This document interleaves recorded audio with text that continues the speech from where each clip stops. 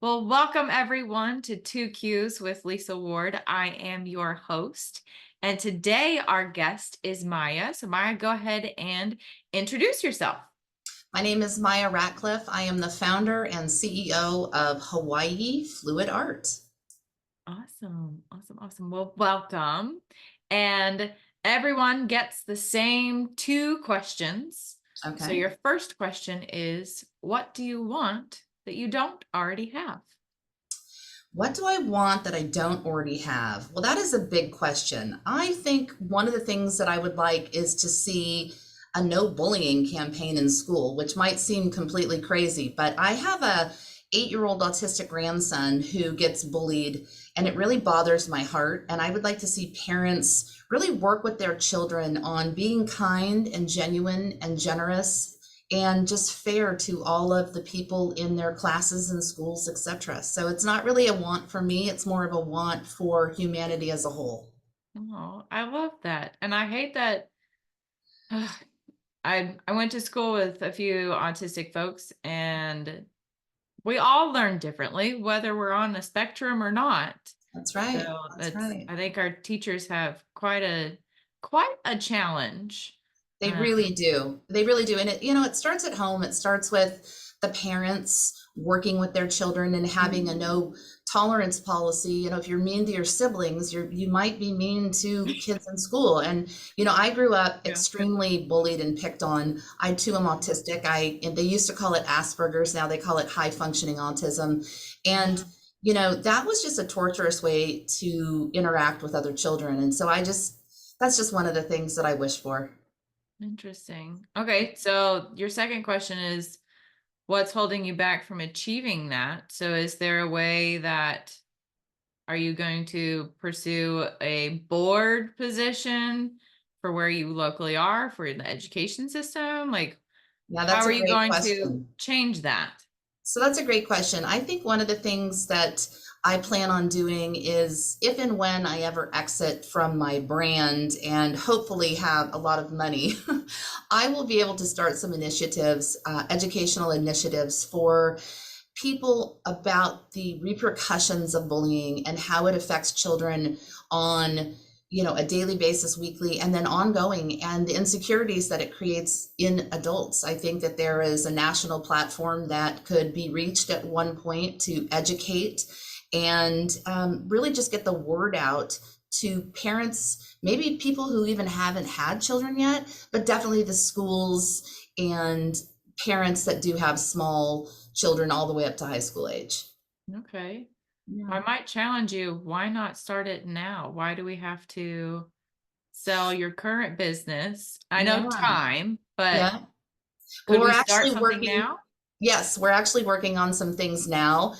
Having the funding to back you at a national level is what I look forward to. Right now, I just Okay. engage with local school districts, parenting groups, homeschool groups, etc. Just getting the word out on how it affects children all the way through adulthood.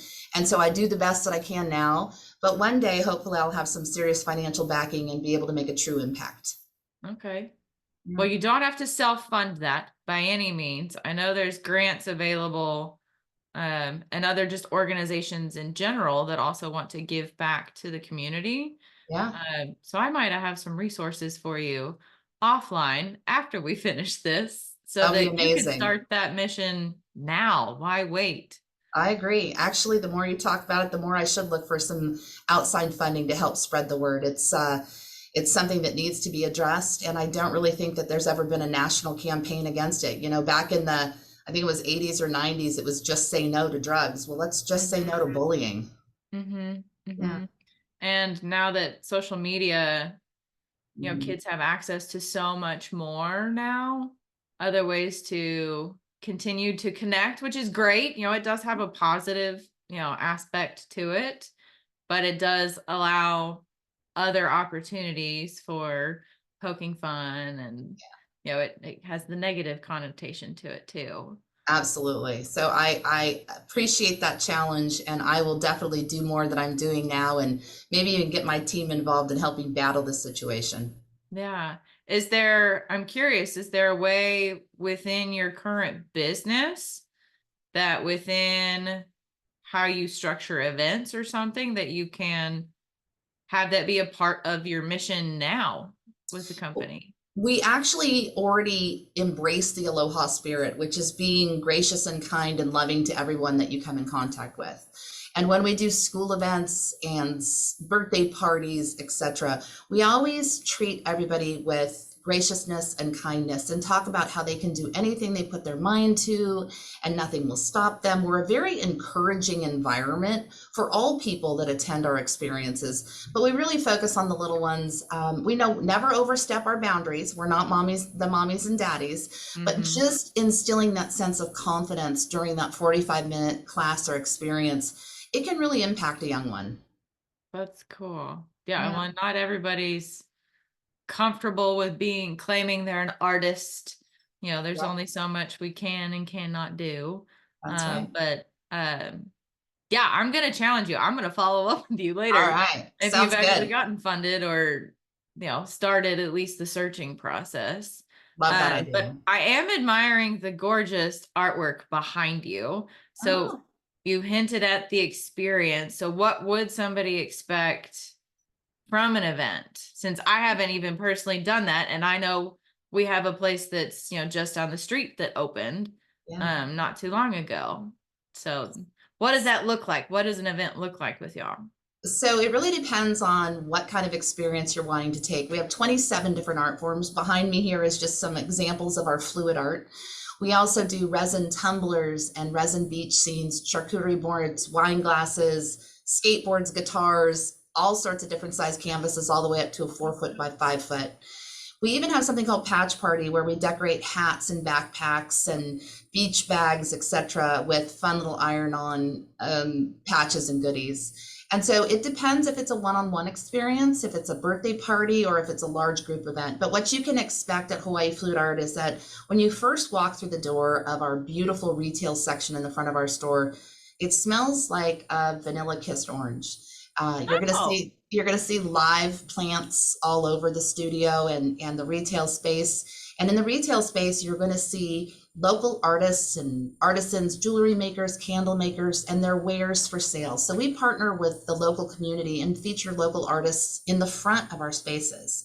oh, We believe cool. that art is very healing, and it also gives people something to look at. If they're just walking by, they might see something they like and walk in. And then we welcome you into our studio and we make it very clear that this is a safe space. You do not need any art experience. I didn't have any. None of our Okay, good. franchisees, yeah, none of our franchisees had any art experience. And it's a place for you just to create and feel good. We don't use paint brushes. We layer paint in a cup and we pour it on a canvas and we tilt the canvas around. Everything is fluid in nature. So it's very easy, but you're guaranteed to create something beautiful. And if you don't, we just scrape off the paint and let you do it again. So it's a place that people feel welcome and safe, and they can just let all their other thoughts and worries go and create for 45 minutes to an hour and feel good about themselves. Cool. Okay, well, Yeah. now I have to go. That sounds like Yes. fun. Yes. Awesome. So why Hawaii Fluid Art? What was the inspiration for it? Well, I was living in Hawaii. We moved to the islands, and when I first started living on the islands, I couldn't find a job. I was overqualified. I used to be a corporate banker for a national bank, and everywhere I went, they told me I was overqualified. So I ended up starting a consulting firm where I would help restructure small to medium sized businesses. And after about 8 years of intense working, I just realized that I really needed a hobby. So this was the beginning of COVID, and I started taking art classes with traditional paint and brush, and I was horrible at everything, just terrible. Like it all turned out just looking gross. And I was like, Oh wait a second, a hobby is supposed to make you feel good about yourself. So I started no. playing with my own mediums and canvases, and I started creating things similar to what's behind me. And then I started posting them on Facebook, and people wanted to buy them. And I was really surprised and excited. And then soon people started asking me to teach. And so I started out at community fairs and little markets. And then fast forward a few months, I converted my 2-car garage into an art studio. And I put a little post on Facebook saying art experience is now available. at such and such time. And in the first 6 months, I taught over 1,000 people out of my garage. And Whoa. the demand grew, and I opened my first retail space. And then I thought, gosh, this one's doing so well. I opened another one, but I opened it across the country in Kansas City, Missouri, and I was living in Hawaii. But at the same time, I created something called the mobile unit, where we could take an event or a party to you. So birthday parties, schools, Mhm. community centers, etc. And I've had the honor and privilege to teach, just at this point, thousands of people. And a lot of those people, or some of those people, I should say, were well-known actors and actresses. They've been in my garage, and now here I am setting up in their private, beautiful homes.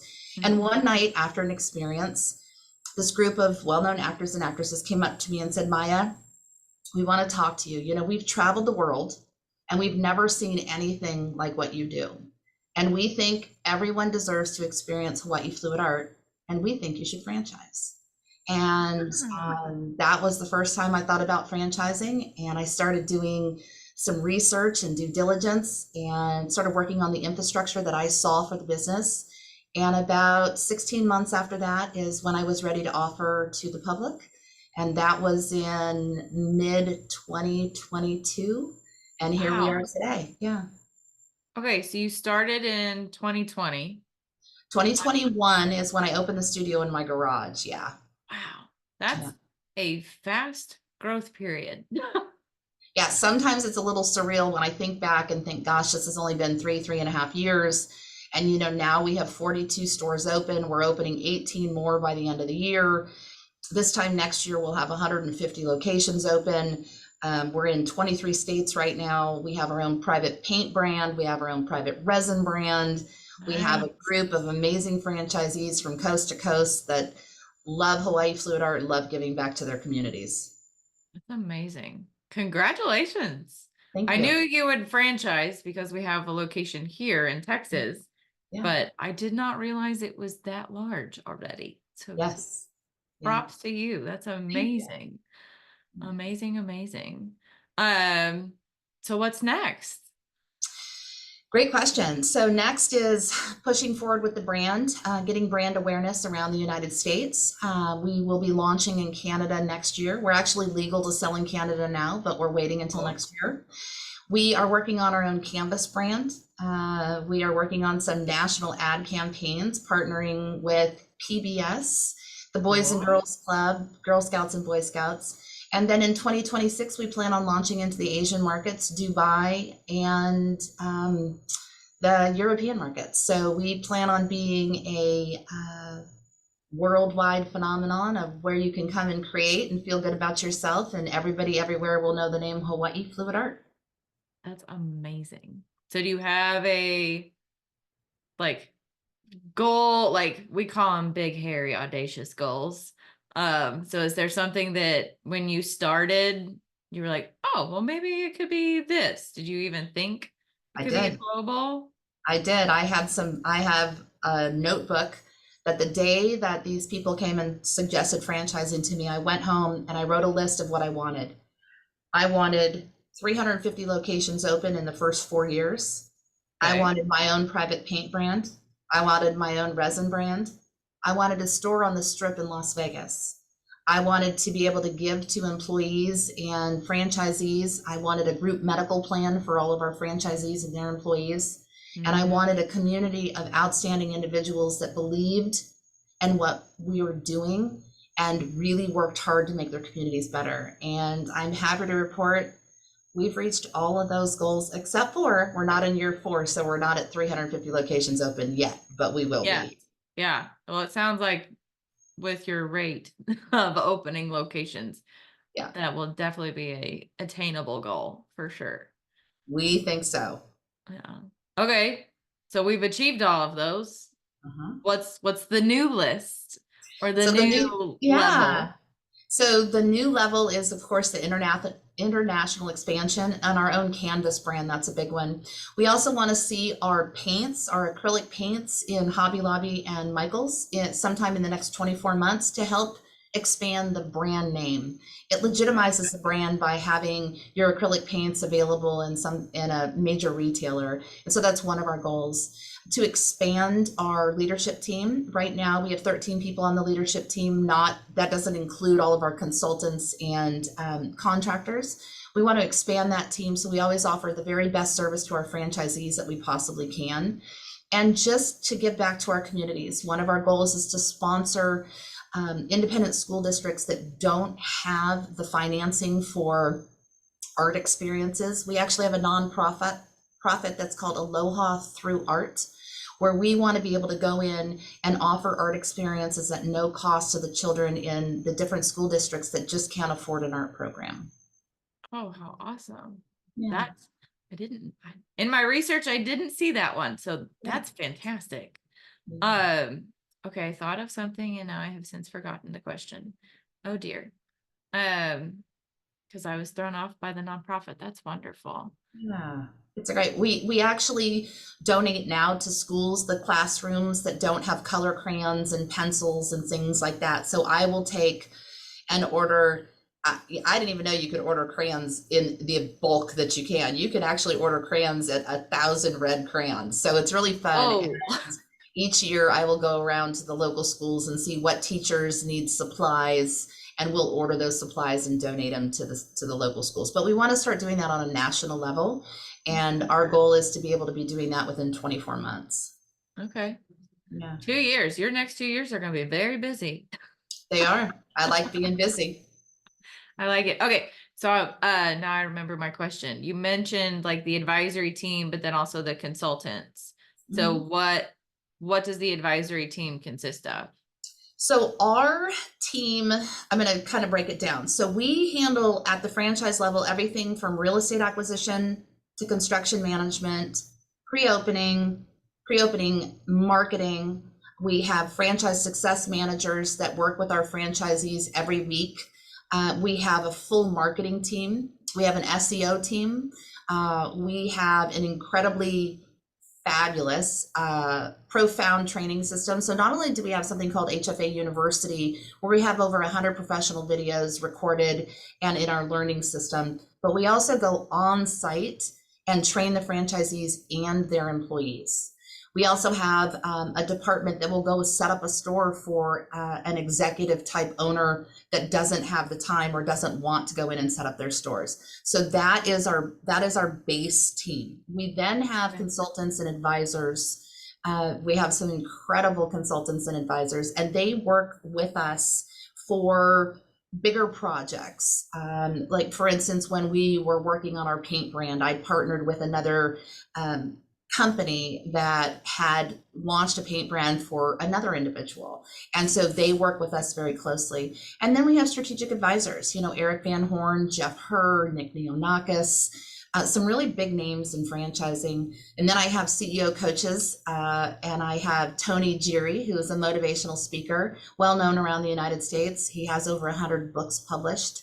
And that list just goes on. We believe in partnering with people that know more than we do. You don't know what you don't know. And so that outside advice and the critical eye is very important for the growth of our company, and sustainable, logical, long-term growth can be driven by those outside sources helping us see if we're missing anything. And I think that's because of your background and your career previously, you knew to do that. You knew to seek that out.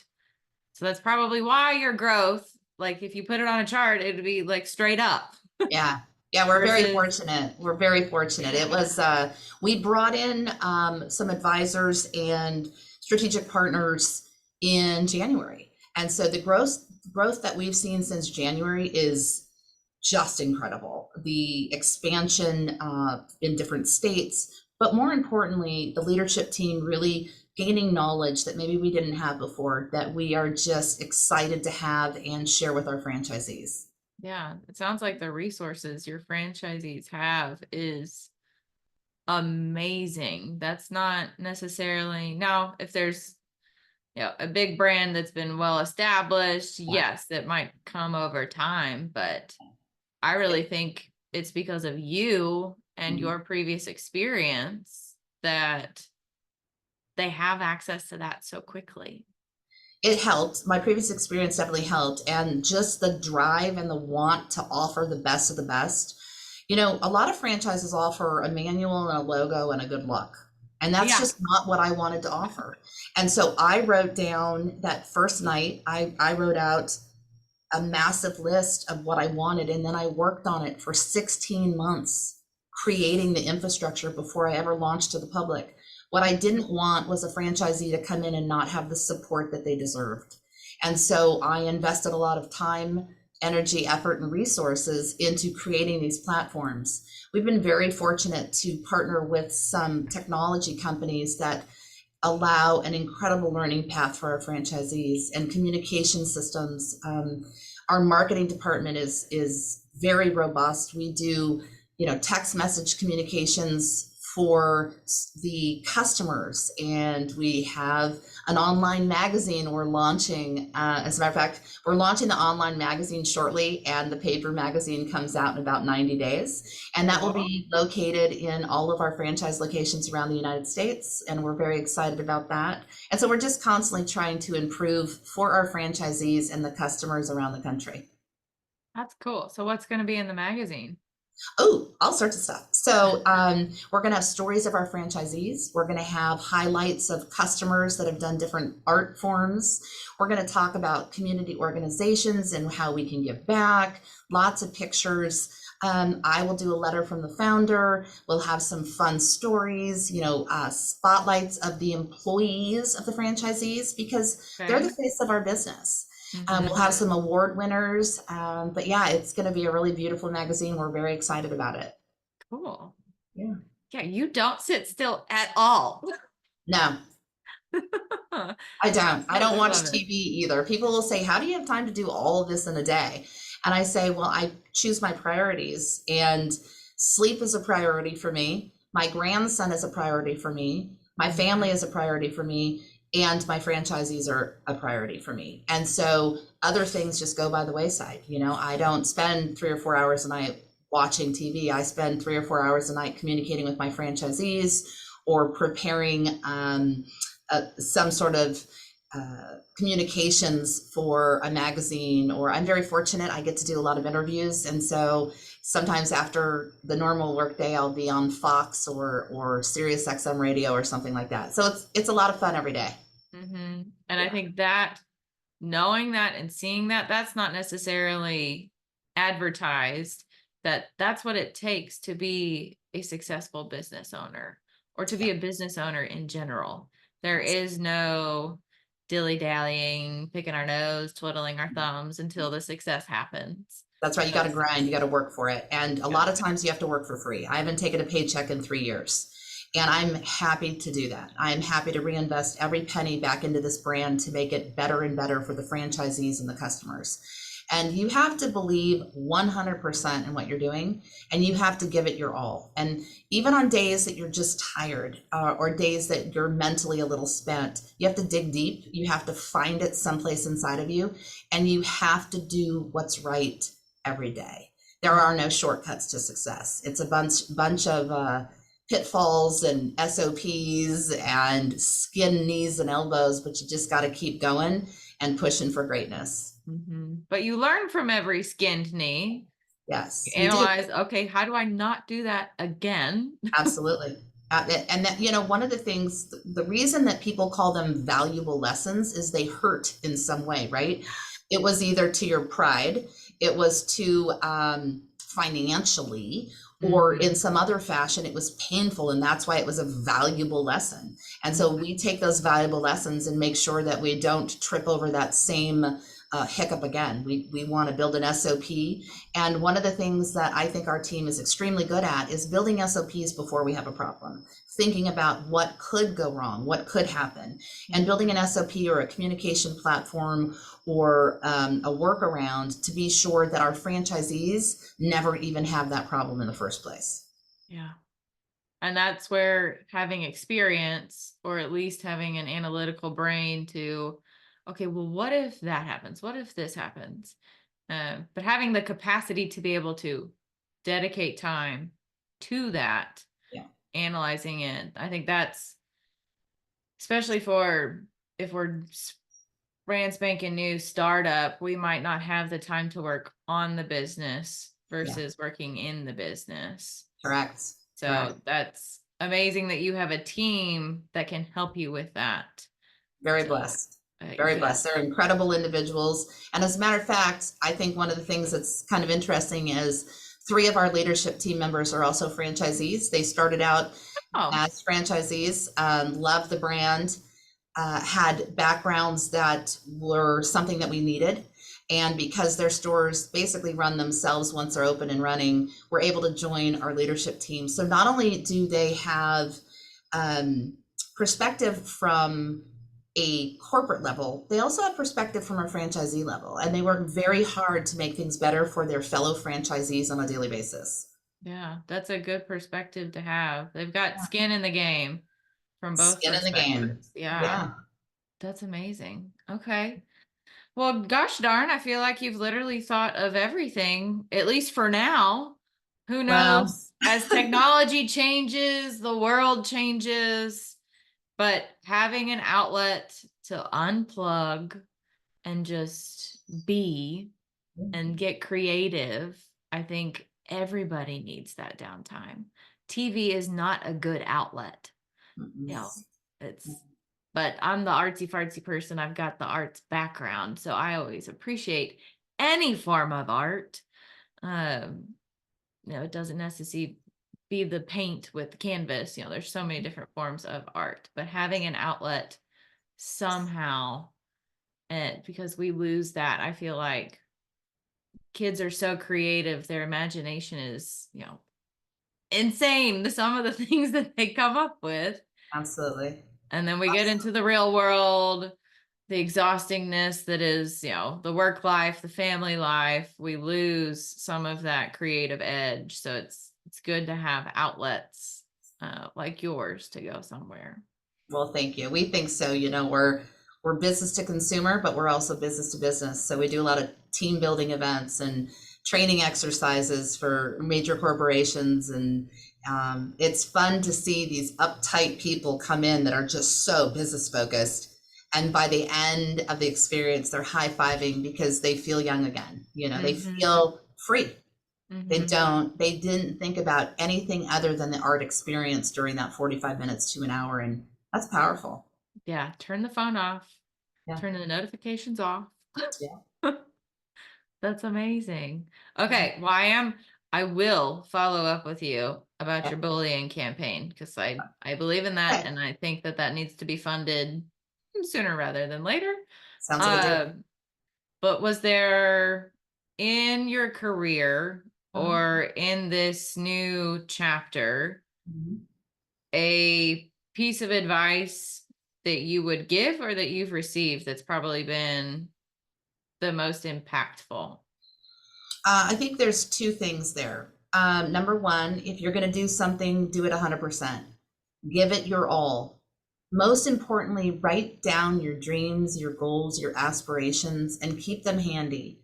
Keep them in a flip book. If that book gets full, cut them out and tape them into your next book.